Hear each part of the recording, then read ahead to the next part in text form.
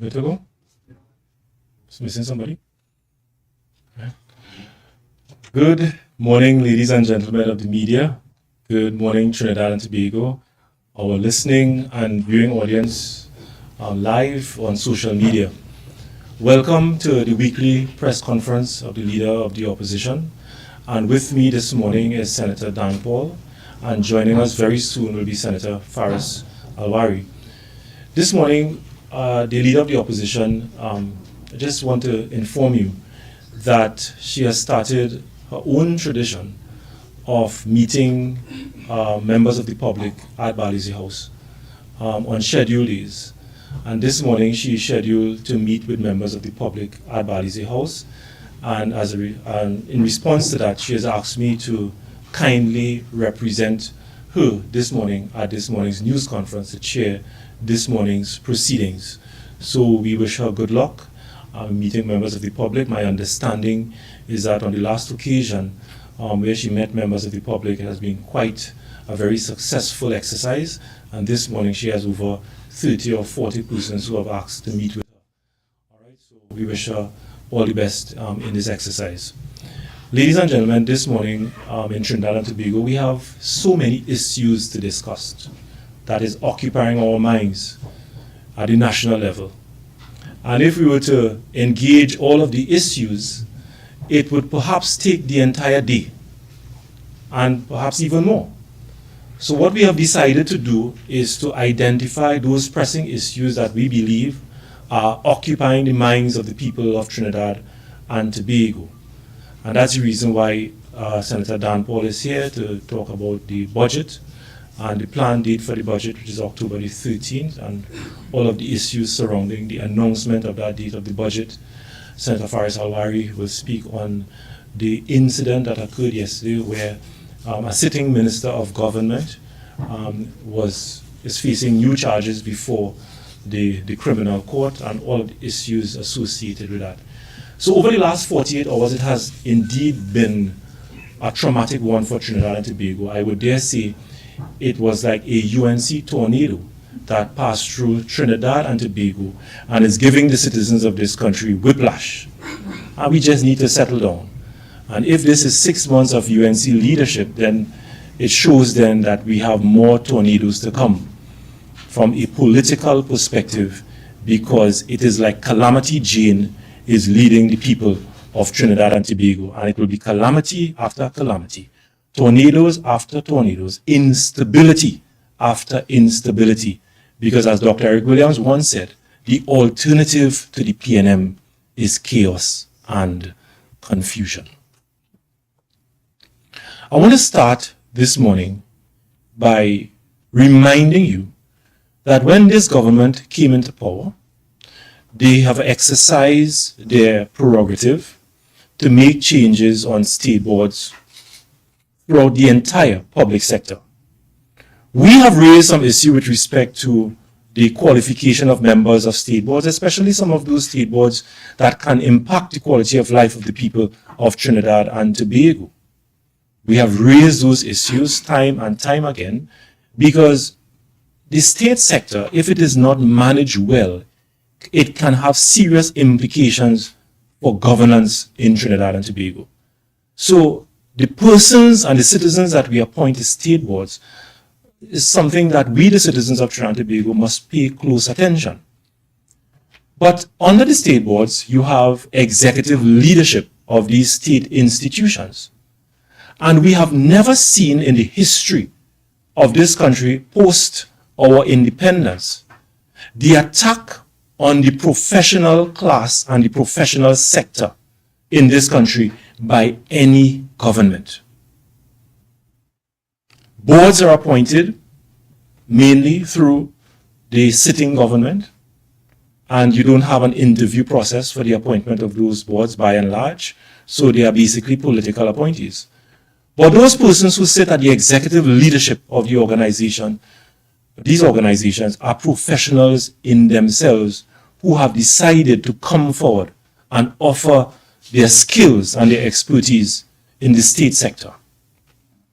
For example, the Water and Sewage Authority.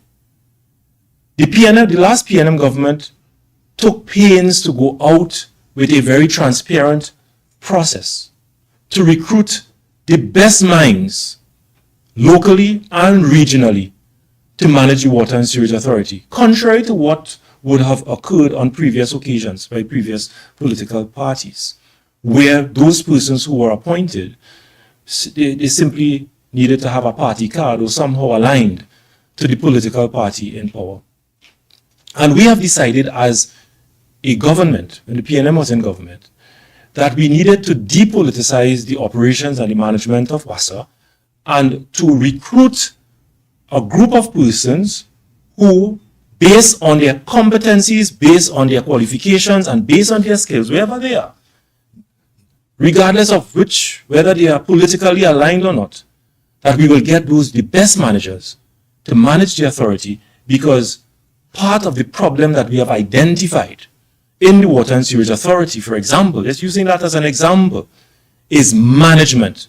You can invest how much you want in infrastructure upgrades, in the drilling of wells, in the installation of new water treatment plants and what have you, but you need competent managers to manage this infrastructure so that the people of Trinidad and Tobago can get a reliable supply of water. It took almost 2 to 3 years for the last PNM government to go through a very transparent process to get an executive management in place to manage the authority, where a CEO came from Barbados, and in under 1 month, the UNC government came into power and unceremoniously removed the executive leadership of that organization. Persons who would have made personal sacrifices, leaving their families behind, to come and offer themselves in public service as professionals, as being part of this professional class, had to be hounded out of office. And it bothers me deeply. It bothers me deeply because all of these so-called analysts who like to make themselves present and harassing the national psyche on a regular basis and writing columns to the newspapers, I am yet to hear or read a column in the national newspapers of Trinidad and Tobago where issue is being taken by this government for attacking the professional class, persons who have been duly appointed because of their skills, because of their competencies, because of their qualification, nothing to do with politics, and they are being hounded out of office. A country with 1.3 or 1.4 million people needs to protect its best minds, so that regardless of whatever the change might take place at the political level, there is continuity in governance, and the people of Trinidad and Tobago will not, their lives and their livelihood and the quality of life will not be impacted. But when a government can take aim, a political party, many of whom purchase their degrees or get it from paper mills, attacking the working class and attacking the professional class, it is a very dangerous precedent to set. It has happened in WASA. It has happened in the Trinidad and Tobago Electricity Commission. It has happened in FCB. It has happened in Heritage. It has happened recently in CAL. It has happened in TSTT, where professionals who applied for jobs work hard, make their sacrifices, and the government is not only removing political appointees, but they are attacking the professional class in Trinidad and Tobago. And I'm saying here today at this press conference that this will lead to instability in this country. Why should people who make personal sacrifices, our best minds, our best citizens, cutting across race and social class, who made sacrifices to educate themselves and offer themselves in public service in this country on a competitive basis, they are now being attacked and replaced by persons who did not go through a recruitment process and to occupy these positions. What is going to happen with some of our state enterprises that require our best minds, our competent minds, our qualified minds. It is one thing, ladies and gentlemen, it is one thing to change your board and put in competent party hacks, but it is a different matter when you have members of the executive management of state enterprises being attacked in this way. We have never seen it in the history of Trinidad and Tobago. I can give you an example. Anthony Isidore Smart, chairman of FCB, appointed under a UNC government between 2010 and 2015. The PNM government came into power in 2015, and Anthony Smart remained the chairman of FCB up until a couple weeks ago, where he was removed as chairman of FCB. I'll give you another example. Kelvin Ramsuk, a professional within the Trinidad and Tobago Electricity Commission, appointed between the period 2010 and 2015 by the UNC government, who would have spent all his years as a competent, qualified engineer within the Trinidad and Tobago Electricity Commission. When the PNM came into government, he remained as general manager of the Trinidad and Tobago Electricity Commission. And he remained as general manager and proceeded on his retirement up to the time when I served as Minister of Public Utilities in the government of Trinidad and Tobago. He served under the UNC, he served under the PNM. But today, you would have seen not too long ago, where again, the general manager of TNTech was removed from office. And I could also tell you that in many instances where some of these professionals are chased out of office, they are asked to sign non-disclosure contracts so that you, the citizens of Trinidad and Tobago, will not understand the circumstances under which they were asked to exit their office. I am telling the people of Trinidad and Tobago today, it is one thing, and as bad as it is, to remove your best minds at the level of the boards in the state enterprises, but when you attack your professional class in the way that the professional class is being attacked today, it is going to impact the quality of governance in this country. It takes me to another point. A state of emergency was declared in this country not too long ago. And during this state of emergency, it is still in effect. We have heard that the prisons commissioner was sent on leave. During a state of emergency, it should concern every citizen that why during the state of emergency, the head of one of your key national security institutions was sent on leave.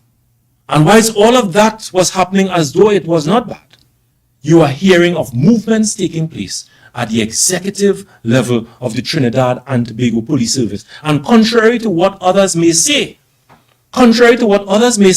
I am saying it is a very serious matter when you are hearing of these changes taking place within key institutions of national security, where the Minister of Homeland Security, in a passing out parade, made open statements that you have infighting taking place in the management of the Trinidad and Tobago Police Service. His statement was clear that there have been infighting taking place at the level on the leadership of the Trinidad and Tobago Police Service. He tried to retract the statement some days after, but it was quite clear.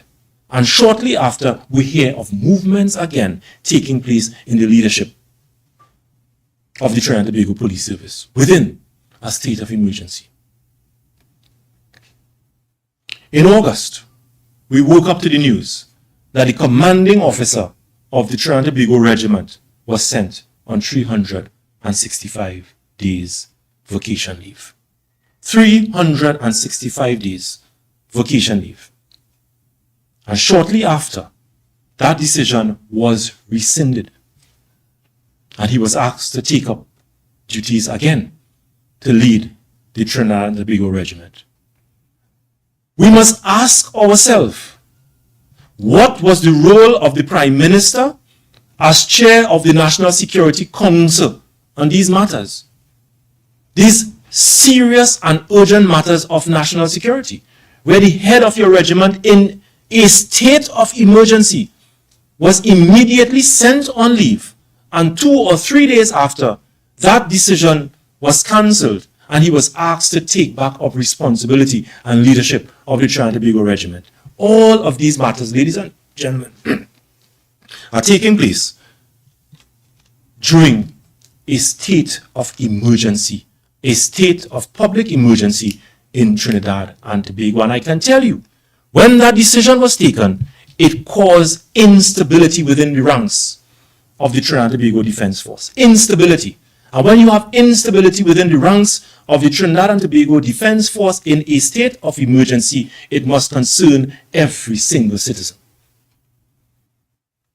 Last night at 9 p.m. or 10 p.m., news came to hand that the Chief of Defence Staff was sent on leave immediately. The Chief of Defence Staff was sent on immediate leave. So you have attacks taking place at the professional class.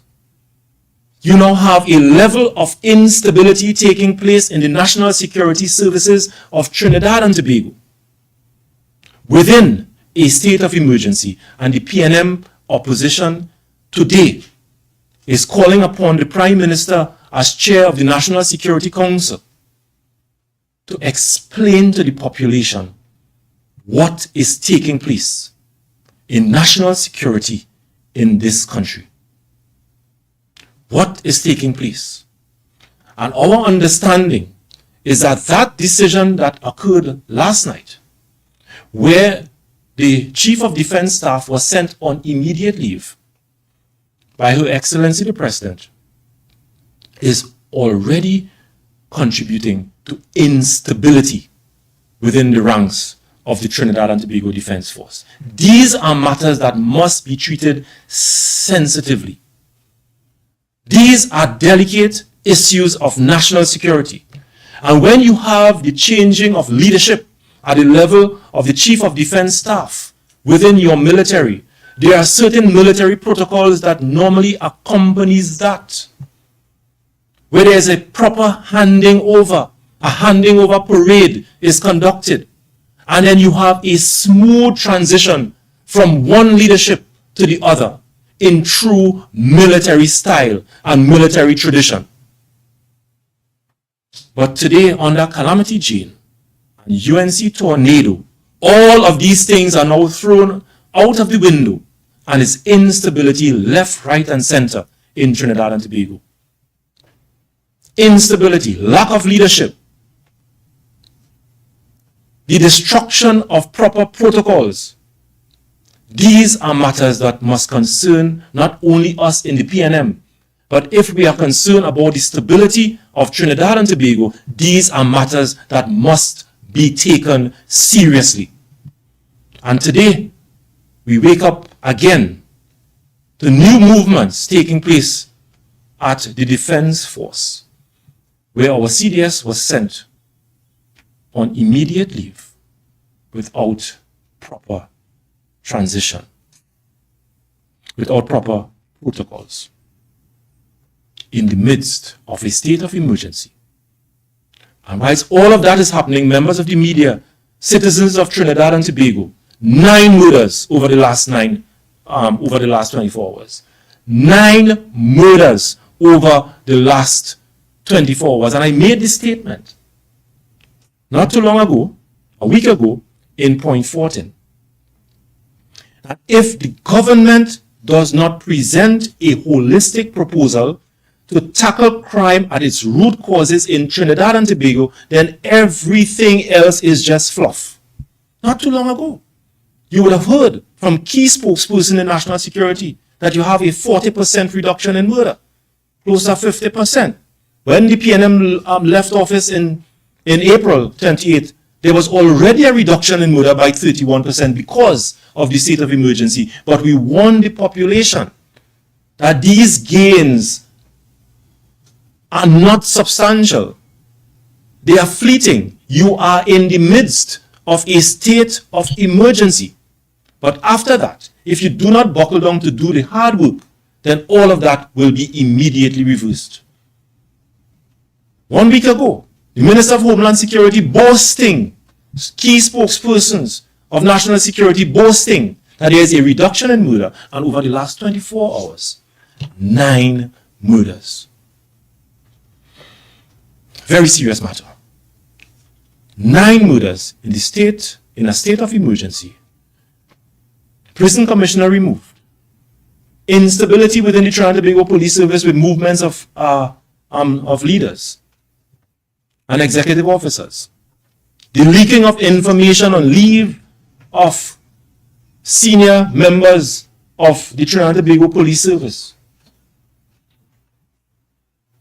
And today, the commanding officer being sent on leave 2 days after was asked to come back and take up leadership of the Trinidad and Tobago Regiment.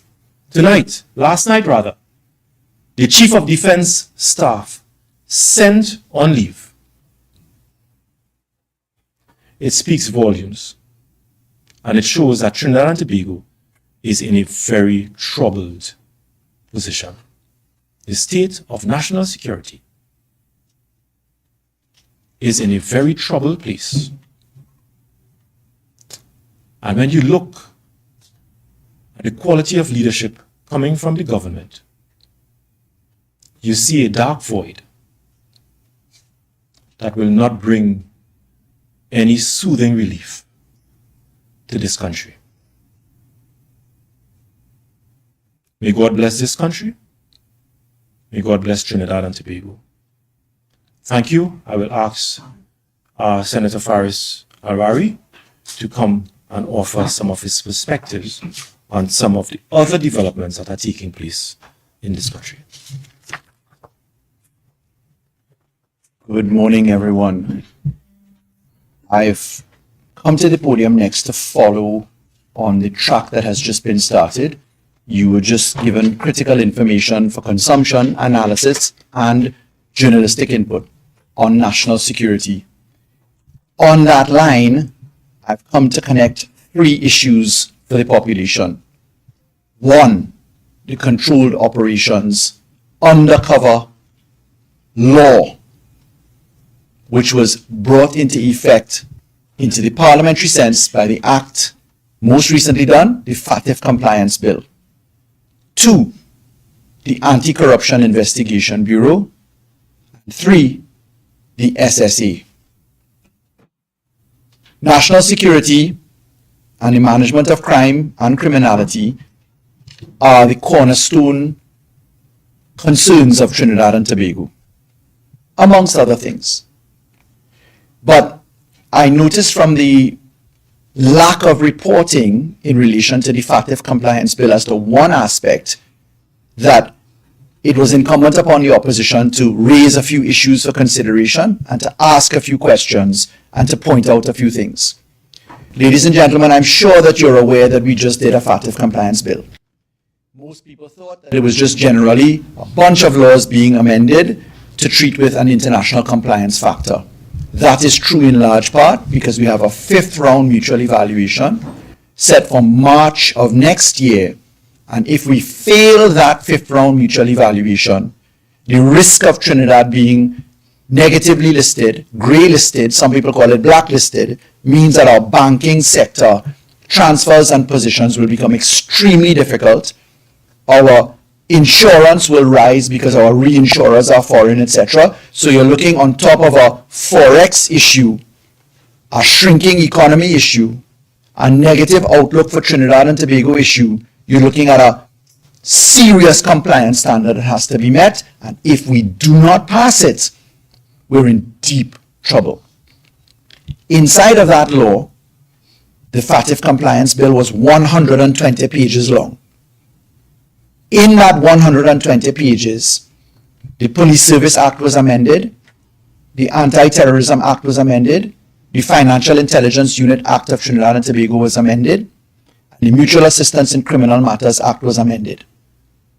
specifically for the first time outside of the Firearms Act, we introduced something called undercover operations.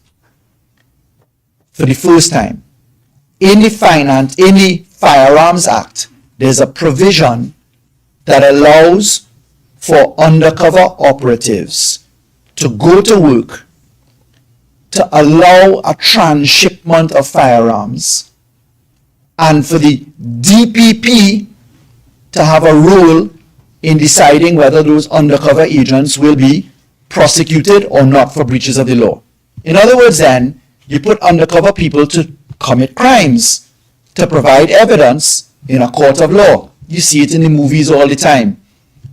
They rip open your shirt in a movie, the guy is wearing a wire, you see them making maneuvers to go to a judge to get a warrant. We see it in cinema, we see it in theater, correct?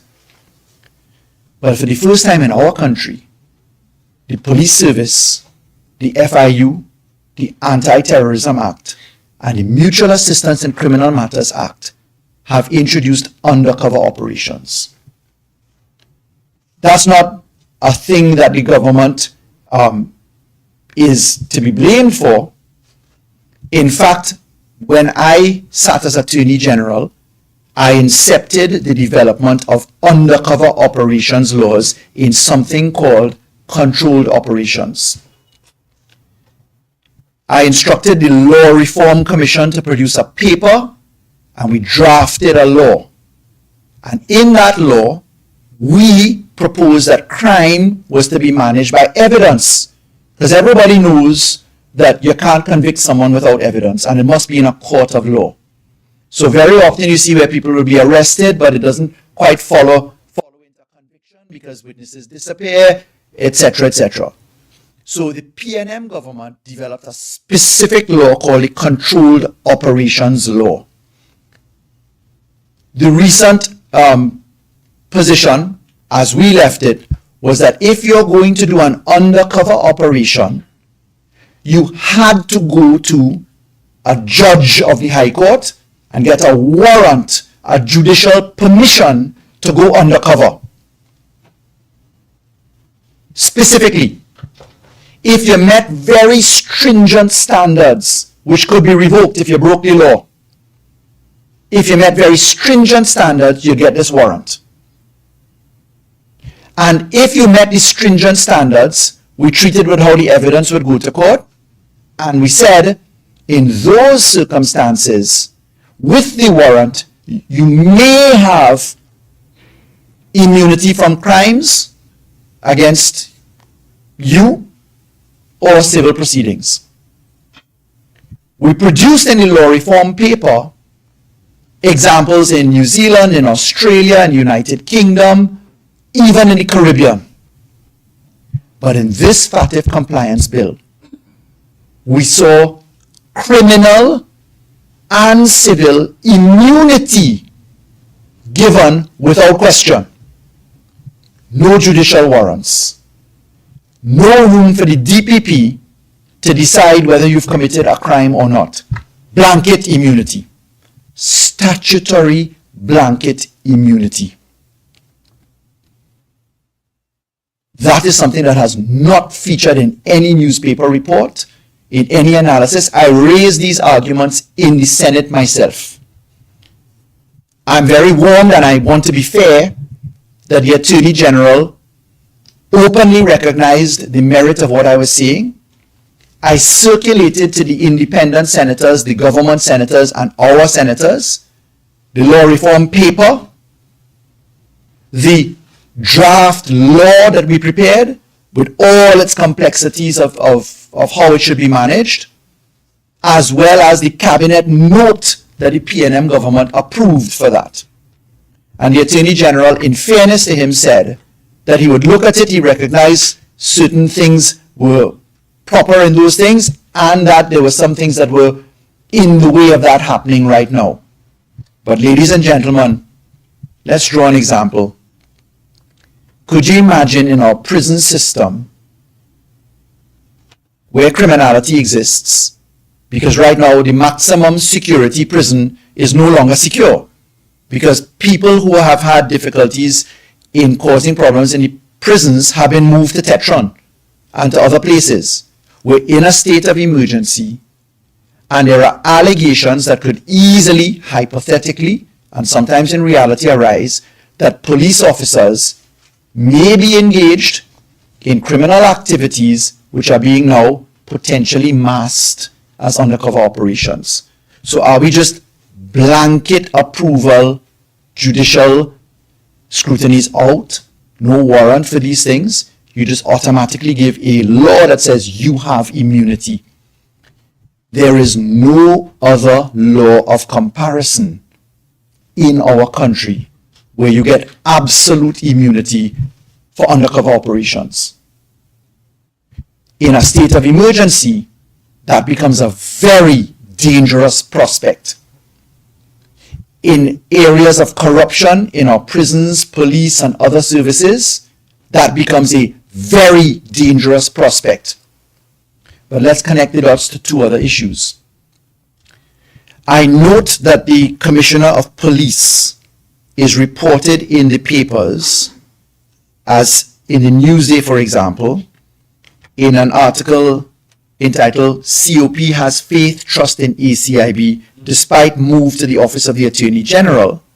Police Commissioner Alistair Guevara says he does not believe the relocation of the Anti-Corruption Investigation Bureau to the Office of the Attorney General 6 years after it was moved to prevent possible political interference will affect the hunt for corruption.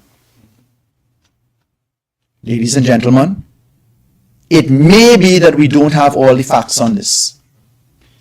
In 2019, I took a cabinet note as Attorney General to the PNM government. And in that cabinet note, I presented, and it was approved, the rationale as to why the ACIB should be moved from under my management to the police exclusively.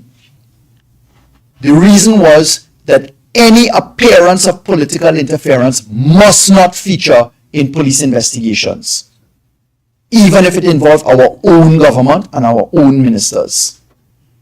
And our cabinet position, which came forward and which was approved, was very critical in managing our structures.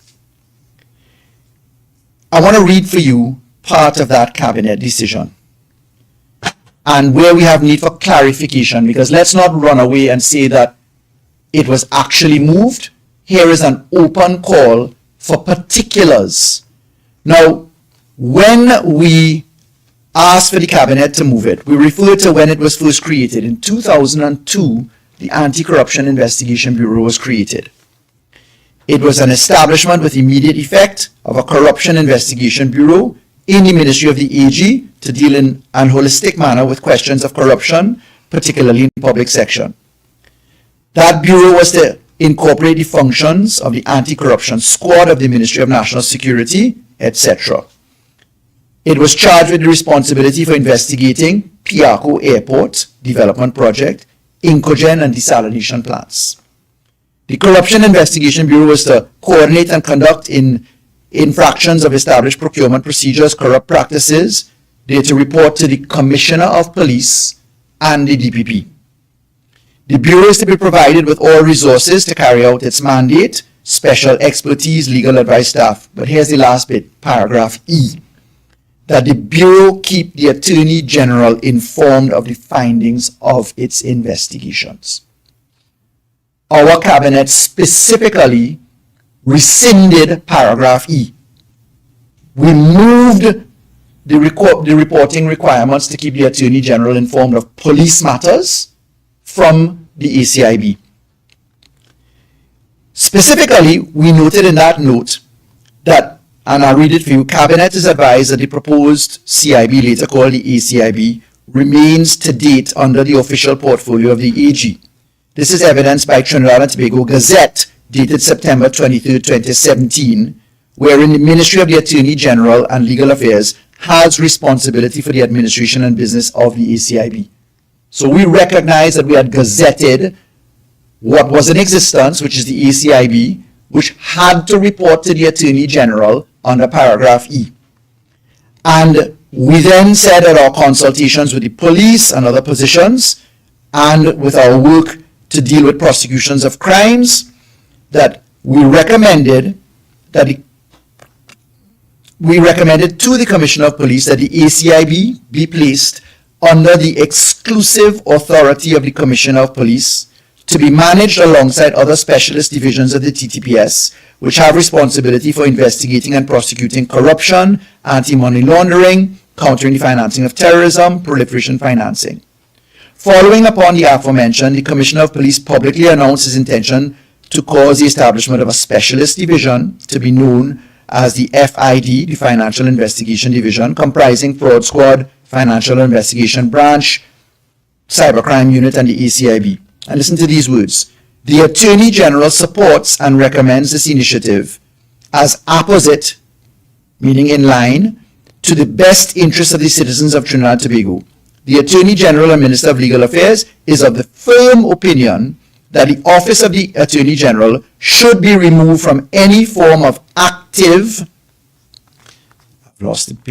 should be removed from any form of active report by and or information from the ACIB and or even the perception of same as it relates to the findings of any of its investigations. It is for this reason, as stated at paragraph 5 here and above, that the Office of the Attorney General has confined itself under the present government to providing only administrative services, including information technology services, facilities management, and rental of office space to the ACIB.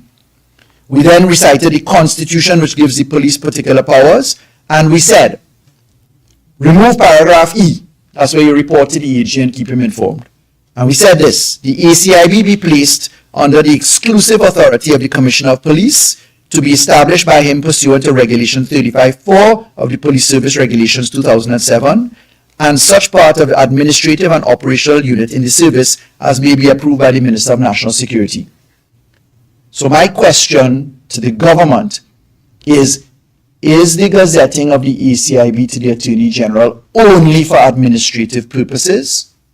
Or is it, as I can only interpret the Commissioner of Police's statements, to be understood that paragraph E has been brought back to life?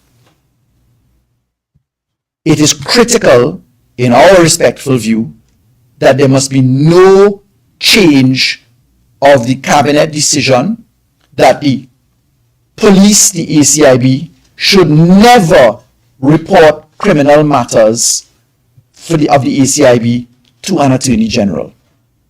And therefore I leave that on the table for clarification by the government as to whether it is merely administrative support and whether they have in fact done the continuation of what was started. It's a critical point because bear in mind, I've just pointed out controlled operations. You have an example of a government minister being arrested last night. Is there to be prior warning of factors, etc.? We don't know, but we must keep our eyes on the general policy positions. The third point now is the SSA. Most people missed it. Nobody in the media reported that the gazetted responsibilities of the SSA, which normally reside to the Minister of National Security, have in fact gone to a division. The Minister of National Security under the Strategic Services Agency Act says that the minister means the minister to whom responsibility for national security is assigned. That is the law.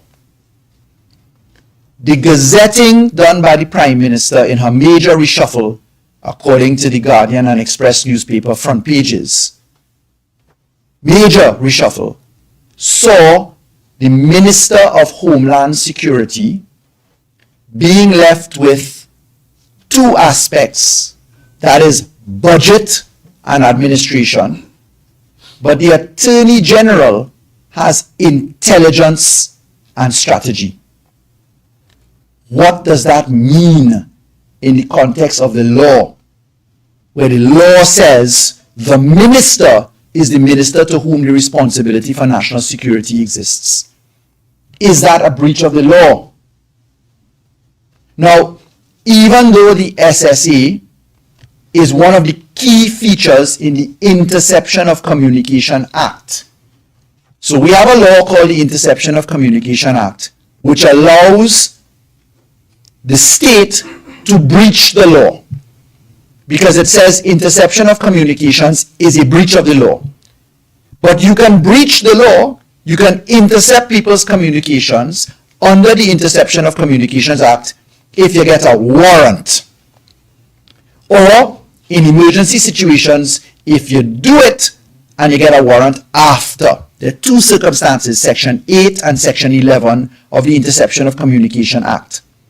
And you have to go to a judge, and you cannot use the evidence unless there's a judicial warrant. Section 8, Section 11, it provides for emergency circumstances. That's what we were suggesting for control operations, by the way. You get a warrant to participate in a crime. Interception of communication is a crime, unless you have a warrant. Under the Interception of Communications Act, it is the Chief of Defense, the head of the Army or military services, Coast Guard, etc., the CDS can intercept communications. Well, you heard the story with the CDS. He gone home. It is the Commissioner of Police as two of the figures in the SSA Act. And therefore, it is critical for us to understand this move of the SSA. This all relates to national security. This has to deal with the criminal justice system. But none of this has featured, obviously, fairly, because there have been so many other issues occupying attention. You've had tons of CEOs being sacked, forced to resign, non-disclosure agreements, massive state sackings, firings by the tens of thousands, and a budget that has been inexplicably delayed, which my colleague Senator Dhanpaul will deal with in a short while. The last issue that I'll touch on is the matter of the arrest of Minister David Lee. You are innocent until proven guilty in a court of law. Everybody has the presumption of innocence. Mr. Lee has the presumption of innocence. I note the tendency of people to say, aha, etc. I wish Mr. Lee no harm, no jeopardy. I hope his case pans out. I want to be very fair that you are innocent until proven guilty. We expect lots of allegations against people from time to time. There's weaponization of many things, right? But in relation to the leader of the opposition's commentary, there's only one narrow point that I need to raise. I noticed that the leader of the opposition says that Mr. Lee was effectively let go and that charges have been relayed. Prime Minister, forgive me. I'm so sorry. Everybody's face was confused as to what I was saying. I apologize. The Honourable Prime Minister has said plainly that Mr. Lee is to be found, that we are to note that he was found effectively in no jeopardy because he was acquitted. And she's noted that the charges have been relayed. I'd just like to explain that under the preliminary inquiries route, this is the old law, not the administration of justice. Administration of justice, we call it a JIPA, not the new law that we passed. Under the old PI Act, the Preliminary Inquiries Act, the Indictable Offences Preliminary Inquiries Act, Section 25 of that Act, beginning at subsection 5, 6, and 7, sets out that where the DPP believes a magistrate got something wrong, the DPP can request the documentation from the magistrate. The DPP can approach the High Court. The High Court, if it considers it appropriate, can decide that there is material to reverse the magistrate's decision. So there's no relaying of charges. The old matter comes alive. It's very important to say this because the administration of justice, AJIPA, new law, does not allow for relaying of charges if you read it in a particular way. But the old Preliminary Inquiries Act, where a matter began and still continues, has a different approach. So we must be careful to understand that there is a nuance in the law. In the old PI legislation, section 25(5) and 6 in particular, which tells us that there's a different way of treating with this. So those are the submissions that I ask you to bear in mind. In summary, there is a dangerous law in effect. That is civil and criminal immunity under the FIU Act, the Anti-Terrorism Act, the Mutual Assistance in Criminal Matters Act, and the Police Service Act, which gives complete civil and criminal immunity. We had recommended that that must only be done under strict circumstances with a judge saying that you can go and do that, so that it still allows the constitutional office of the DPP to act. 2, there is deep concern in relation to the need for clarification about the ACIB. The ACIB was removed from reporting to the Attorney General's office by our government in 2019 because there must be no perception of the political appointee of an Attorney General having access to criminal information, criminal matters, and prosecution. So the call is to the government to clarify whether it is just merely administrative support because they haven't fixed it yet in the budget to come. So eyes will be on it in the budget.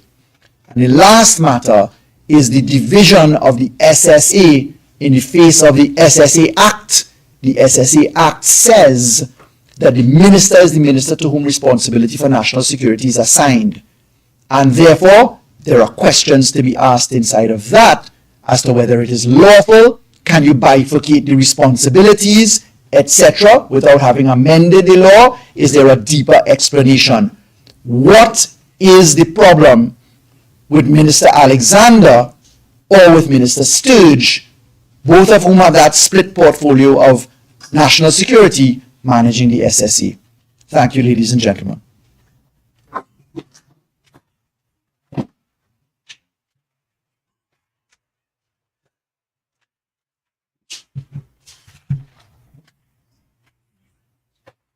Age pension, disability grant, public assistance grant. The bill is $4.5 billion a month.